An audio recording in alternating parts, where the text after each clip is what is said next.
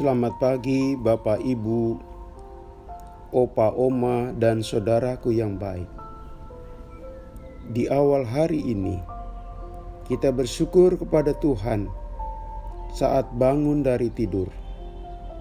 Pada tanggal inilah bangsa kita merdeka dari penjajahan.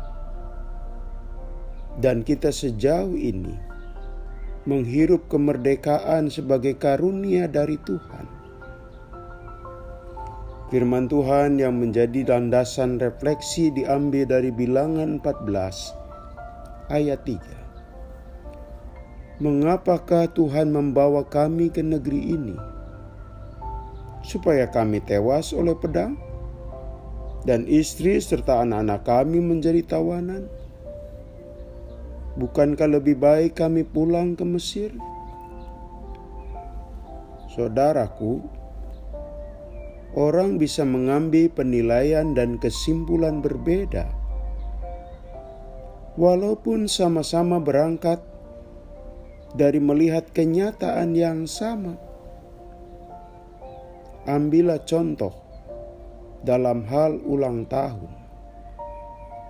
Ada yang menyatakan, "Aduh, sayang sekali. Umur saya di dunia ini berkurang 1 tahun." Tentu ungkapan itu bernada menyesalkan. Wajah bisa murung tatkala ungkapan ini dinyatakan.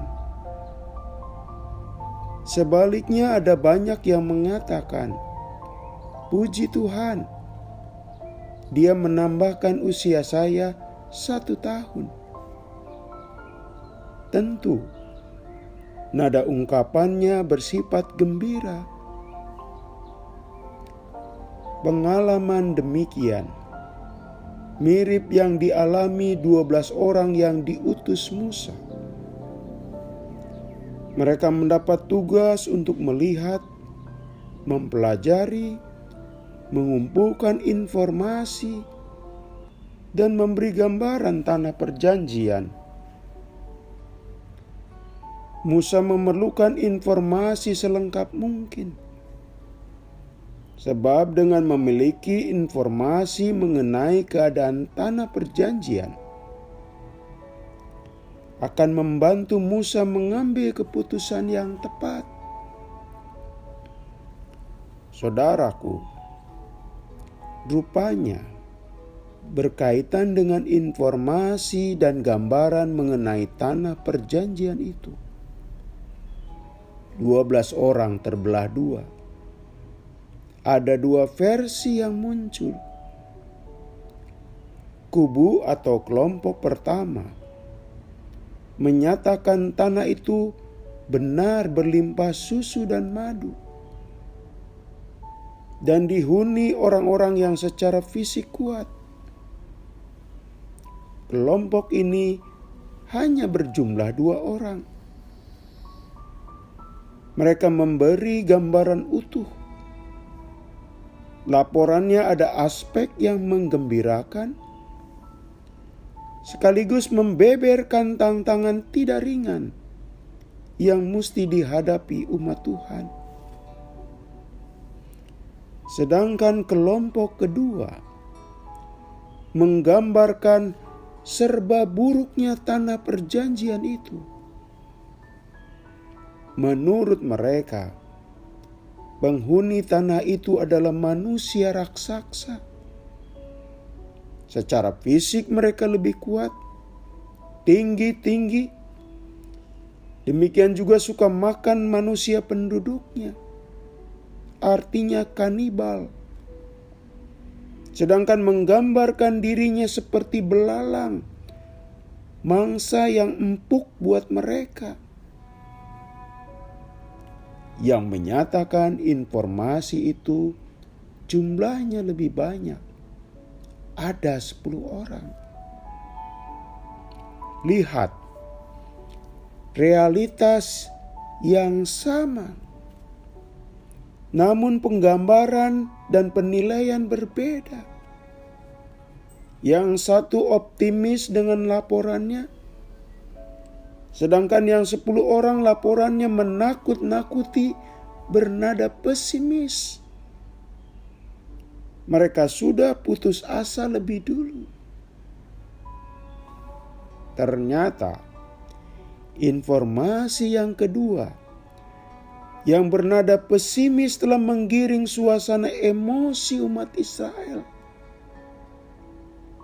Opini terbentuk bahwa mereka akan mati di negeri itu, di tanah perjanjian itu. Segeralah umat panik dan protes. Mereka menuntut kembali ke Mesir. Tidak apa-apa menjadi budak lagi. Suasana gaduh dan tidak puas meletup dari bibir umat Israel. Malah ada yang membandingkan hidup di Mesir jauh lebih baik.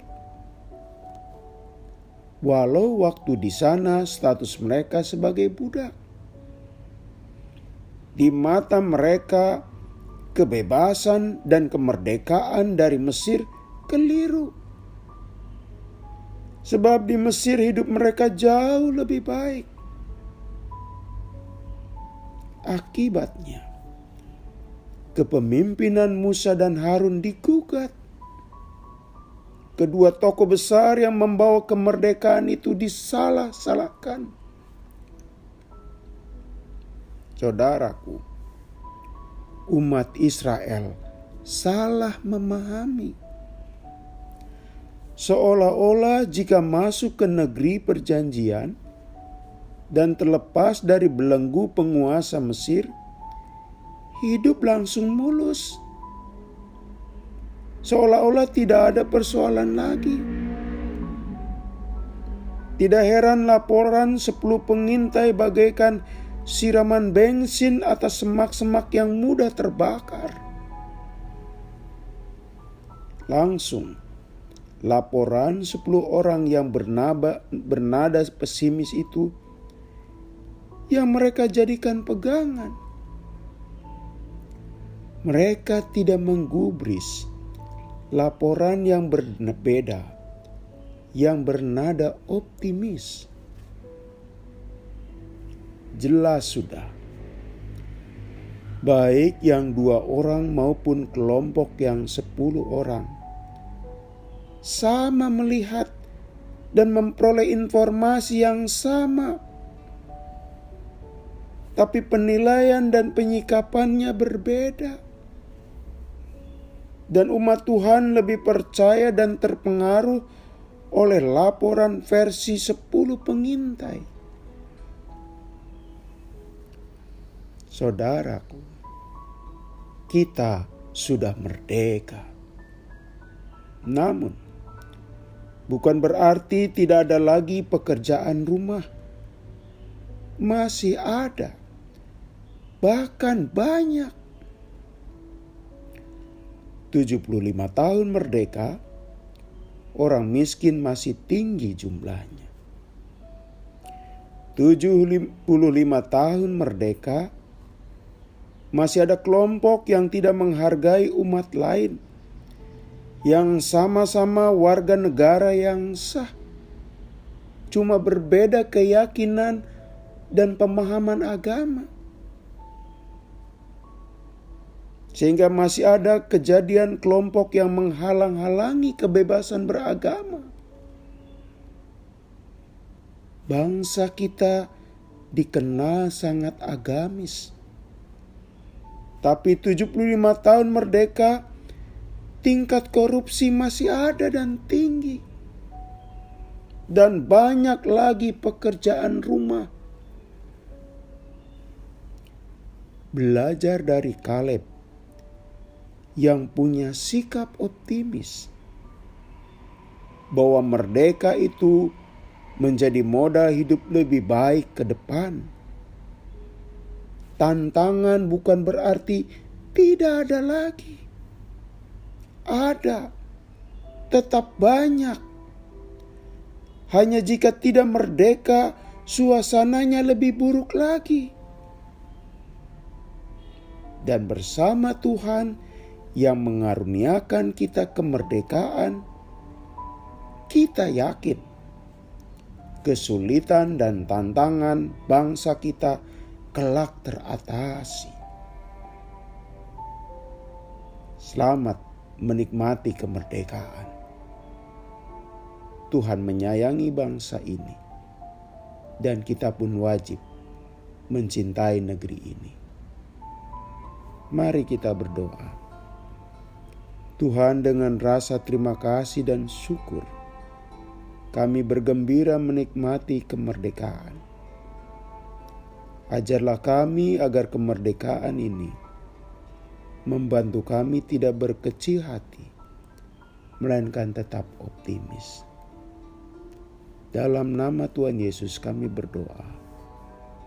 Amin. Selamat pagi saudara-saudaraku.